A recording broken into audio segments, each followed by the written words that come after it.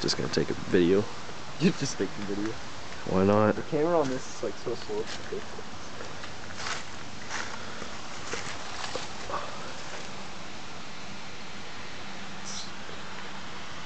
Not even cool at all, man. This side's perfect.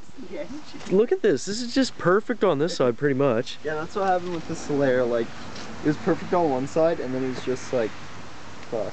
Oh, that's fucking terrible. And then this part.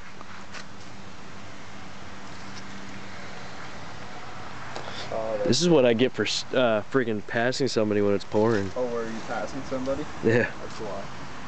How fast were you going? 110. Yeah, that's Speed limit. Oh yeah.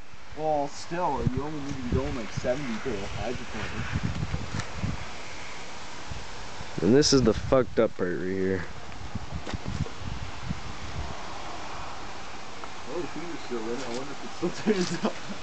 No, I highly doubt it. I don't know, when I get in my accident with the Solera, the Solera still turned, well, it didn't turn on after I shut it off, but it was like, the radio was blaring, and the engine was still running. The only thing is reflecting between the on the